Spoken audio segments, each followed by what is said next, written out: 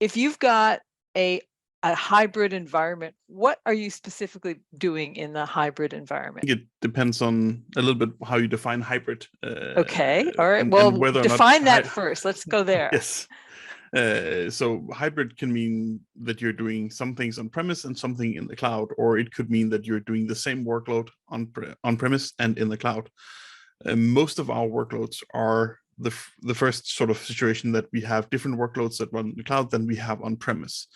So we are a broadcaster. We have a lot of broadcast workflows that run primarily on premise. Most of it, of course, because it takes a while for that technology to be sort of updated, and a lot of it is a number of years old and weren't designed with the cloud in mind. And also, a lot of the workloads are for production or broadcast of and production of the broadcasts are sort of very easy to run on premise. You don't have any sort of bursty loads. You don't have a lot of customers accessing that at any given time. It's sort of the same workload. It runs day in, day out. There's no real peaks and valleys in terms of usage of it. And a lot of that for us runs on premise. Most of our of the services that run our direct-to-consumer offering, the service called TV2 Play, that runs in a cloud environment. And it runs in a cloud environment because a lot of that usage is very bursty in nature. You'll have a lot of people watching. If there's some sort of sports event going on, that'll bring a lot of viewers in. It could be that there's a news event that triggers a lot of people to watch our news channel. All of those things come with a much higher load in the peak periods than they do in the slower periods. And in terms of the news, that also brings a lot of load that's not necessarily predictable. We can sort of predict when we have sports events. Those are usually planned a fair bit in advance.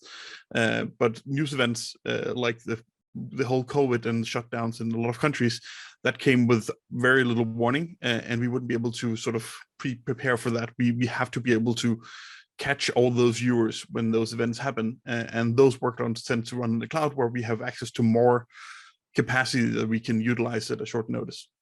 Okay, capacity and bursting. In fact, Andy, we talked about this on our planning call, and you were all over this. So tell us more about what you're seeing, obviously, because you've got media and entertainment clients all over the world, and you've also got some kind of perspective on this. Yeah, LookX said it absolutely right. It's in workloads where you can't make a plan for it, such as a big news event or a natural disaster. It makes perfect sense to burst to the cloud. The other side of that coin is that for those sports events where you have known sort of peaks and valleys to things, you still don't want to over design infrastructure. In other words, you're not going to go stand up a Super Bowl's worth of infrastructure to drive your daily workloads, because you know that your capacity will sit idle.